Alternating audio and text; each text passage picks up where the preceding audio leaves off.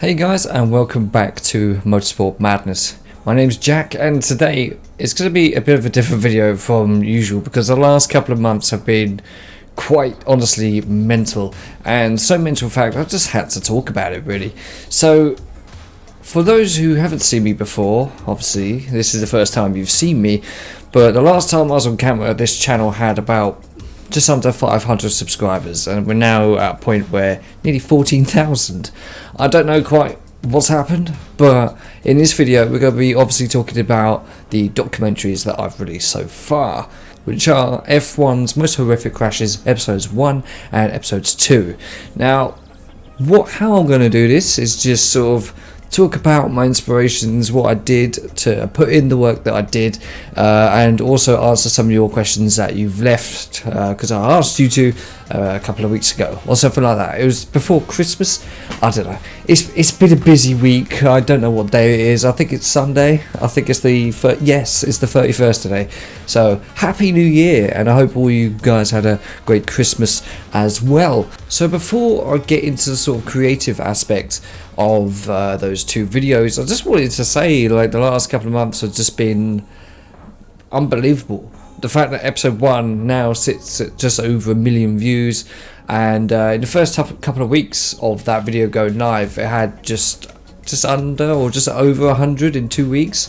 It is a bit disheartening, especially episode 1 took 6 weeks to make, and episode 2 took 8 to 9 weeks to make, but I think there's enough attention there for episode 2 for it to get the attention that I liked, but also a lot more pressure, because if you were there, you would have seen episode 2 got delayed by about 3 hours, and I was sat here, I was like panicking, I was so scared, I was here beer after beer just to calm down, but the reaction to episode 2, especially the ending, just it just completely blew me away, and it got me emotional, I must admit. I sat here watching it at the same time as you, and it was just unbelievable. So I just want to thank you all for your support with this project, and it's a new project, of course, because if you look at the rest of my channel, it's all sim racing content, but I just thought about this idea that I had for lingering in my head for a long time,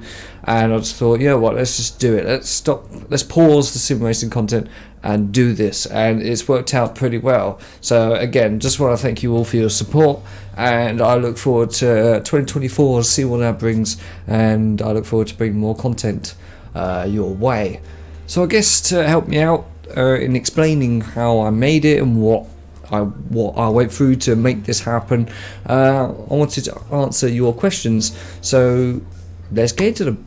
So the first question comes from Pugzilla330. How did you choose which incidents you included? The non-fatal accidents included ranged from pretty well known, like Alonso 03 or Lauda 76, to ones that were totally new, even to a big massive F1 nerd like myself.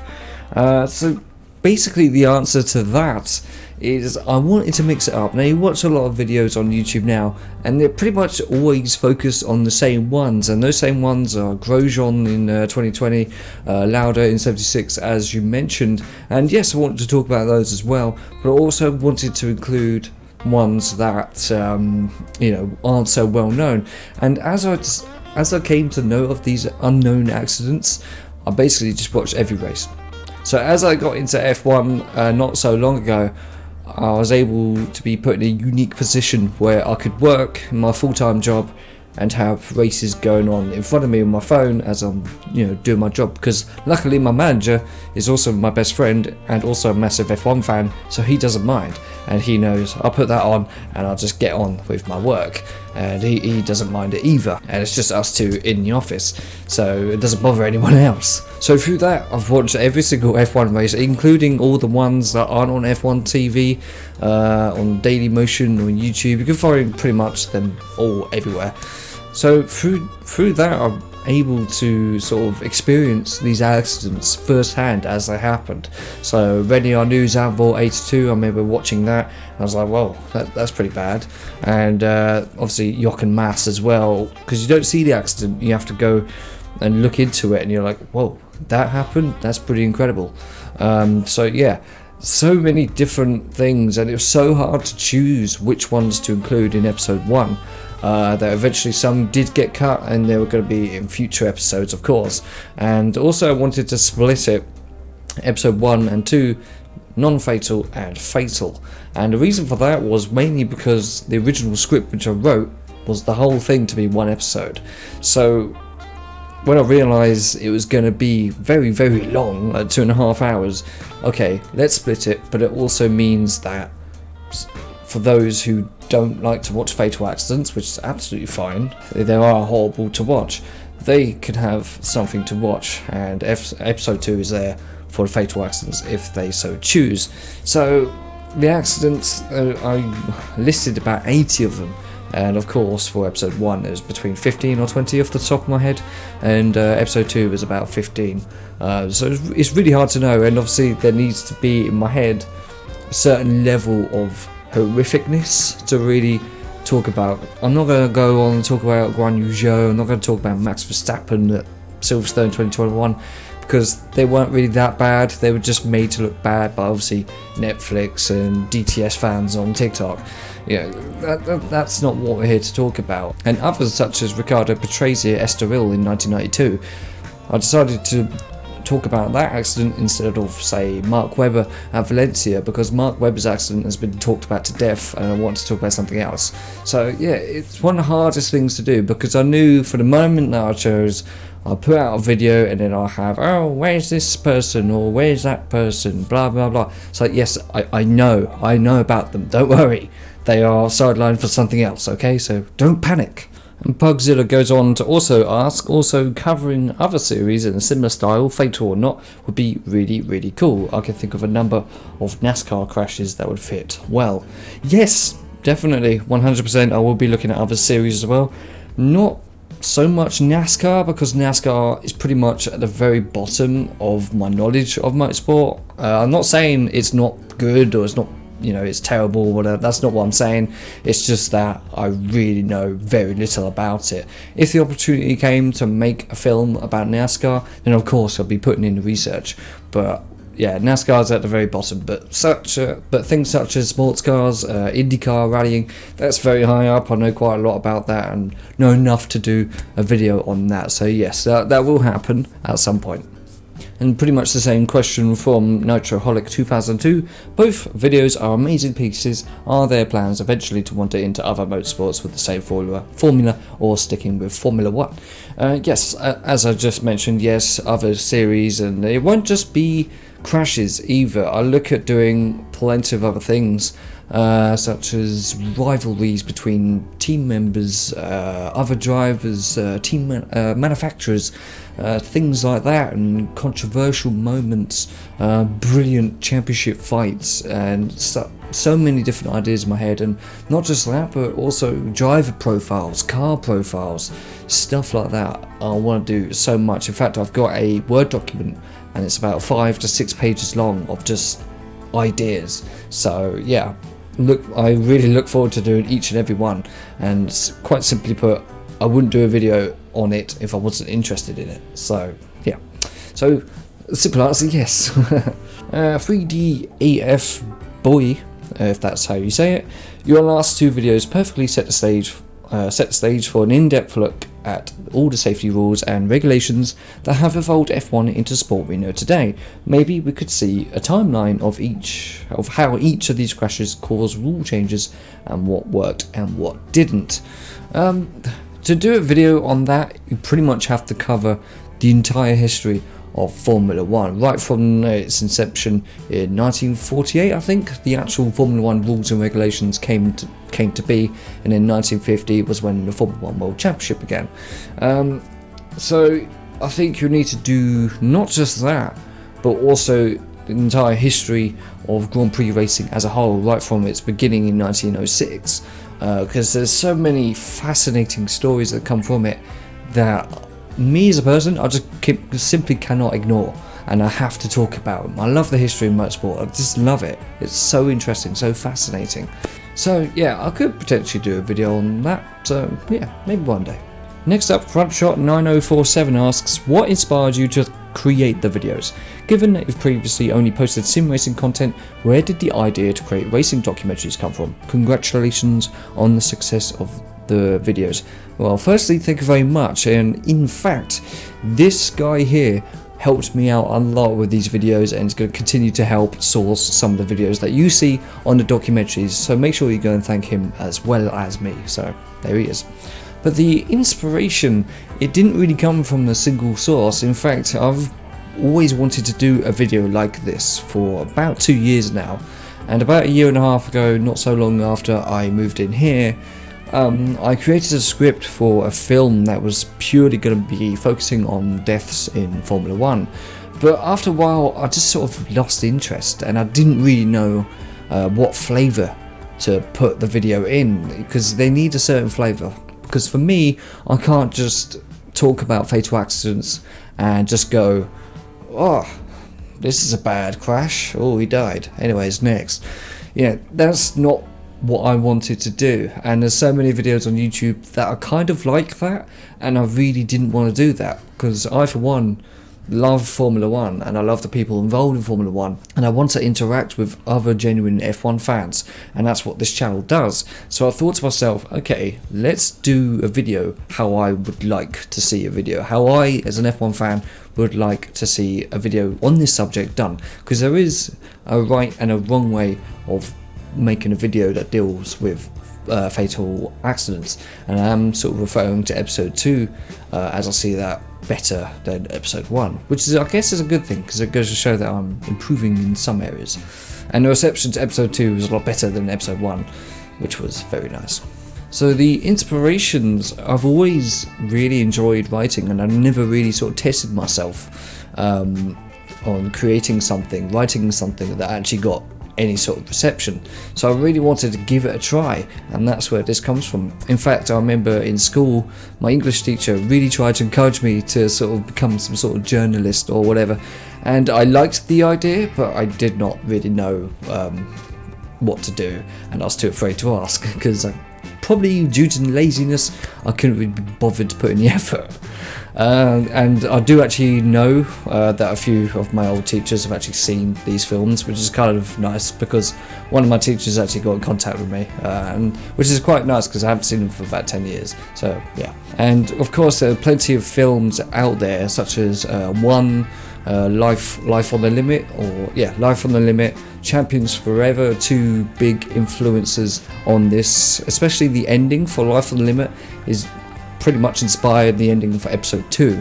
Very similar sort of upbeat, because the ending for episode 2, I really didn't know what to do with that.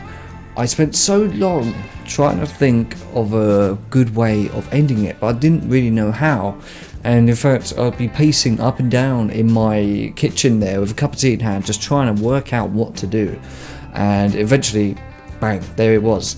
And I spent about 10 minutes on that ending, because I couldn't spend any more time on it, because I had to get this done. I had to get the video done, export it, put it onto YouTube, and that's why it was 3 hours late, because I finished it so late. And yeah, if I had more time on that ending, it would have been so much better. But I'm glad it worked, because so many of you really liked that ending, and so am I. I'm proud of it as well. And also other YouTubers such as Josh Revel. He's a brilliant YouTuber. He does so much documentary style commentary videos that specialise in F1, IndyCar, rallying, just everything really. And he's done a recent video on Greg Moore, who I wasn't aware of at the time, but I watched that video and felt so much for that man, and I wanted to do a similar video to that made you, the viewer, feel something. So in order to do that, I wrote it in a way where you, the viewer, are put in the shoes of a spectator or a fan watching the event happen live. It's not just a showcase. No, I wanted to bring the story, because 9 times out of 10 when you look into these accidents, there's always something else. It's never as simple as, oh, he had an accident. No, the worse these accidents get, you know, the more there is to unpack. Like the Joe Schlesser accident at Rouen, that's just, there's so much that happened before and after. You know, there's an entire story there, and I had to bring it to you in a way that was respectful for the drivers and their families, but also respectful to you. You know, there's no big massive like out of touch music, no red rings, no my gosh you won't believe what happens in number 2. You know, there's none of that, and that I just wanted to do it how I would like to see this subject dealt with, and I think it worked. Also, another series called Apocalypse, which is a historical documentary series which deals with the First World War, Second World War, that kind of thing. Absolutely fantastic. You should definitely go and check them out. In fact, the narration for the First World War pretty much inspired how I wanted to do this. So, yeah. Next up, Rasmus. Let me try that again. Rasmus Nielsen, 5163, would be interested with similar videos for Le Mans, Rally, IndyCar and so on in the future. Yes, I think I explained it a minute ago. Yes, definitely. Pelle K9, if I'm saying that correctly, were there any clips that took you ages to find, like perhaps the clips of the early F1 days, or alternatively, were there any pieces of info that was difficult to verify or find a consistent timeline on? Well, basically yes, the later you go, the harder it is to find any photos. Like in episode 2, the hardest ones to find any footage or whatever was Joe Schlesser. There's like one clip of him in Honda giving an interview, and that's it. It's very grainy and you could barely work out who it is. Also Roger Williamson, there's like one clip of him in F1 and that's it, apart from the pile up at Silverstone in 73. You know, there's one short clip of him at Zandvoort and that's it. And also Tom Price, surprisingly, you go back to F1 TV on their season reviews in the 70s and he's barely mentioned. And it's like, okay, cheers. I was hoping there'd be some footage to use here, because F1 TV primarily was where I got the footage from. And yeah, it was really frustrating. But also, if you want to learn more about Tom Price, there's a brilliant documentary made by another YouTuber called Stop and Go F1. I'll leave a link in the description and you guys can go and check that out if you want to learn more about him. So yeah, the older you go, the harder it is, which makes me scared for future documentaries which will delve deeper into the historical side of motor racing. Fabian Rocha 9924, are there still going to be more episodes, and also are you still going to talk about non-fatal crashes? Yes, there will be more episodes on the crash subjects. Episode 3 is now in the works. I have started script writing, although that is a bit more of a challenge because I want it to be able to fit in with episodes 1 and 2. And then episode 4 will be quite different, but it will sort of bridge the gap between F1's most horrific crashes and then another documentary series that I plan, but that's still a long way to go. In fact, after episode 3, it will not be a crash documentary, it will be a documentary that tells the story of a very well-known manufacturer's rivalry, which happened many years ago and is rarely really spoken about. There's no documentaries about it, and it's a fascinating subject which combines two of my big sort of historical interests, should I say, and brings them together to tell this fascinating story.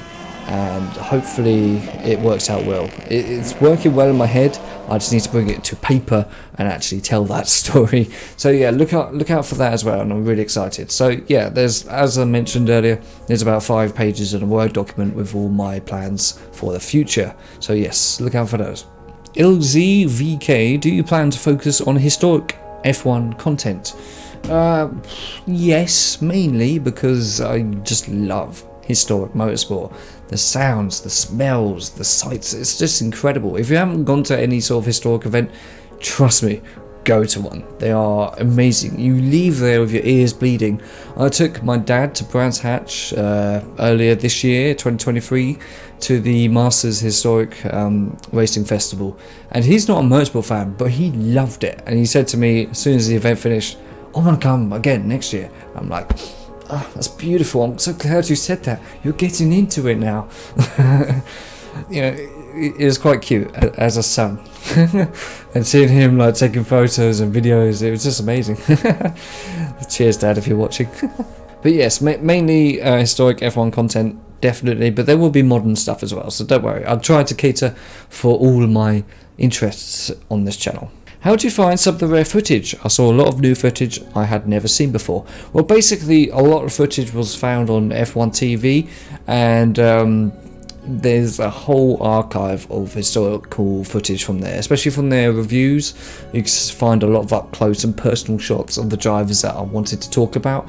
So yeah, mainly F1 TV, and the rest was sort of sourced from Dailymotion, YouTube, and such places like that. So if your clip is in the documentary, do let me know, and I'll put credit in, because in the end I just simply ran out of time to fill it all out. Plus I kind of forgot where a lot of the clips came from, so I did not know who to give credit to.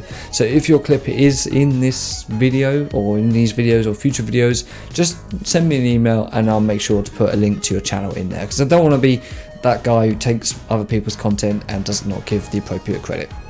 Bring It On. Is that a fight? I don't know. Yes. What crashes didn't make the cut to be in parts 1 and 2 by Nick F60?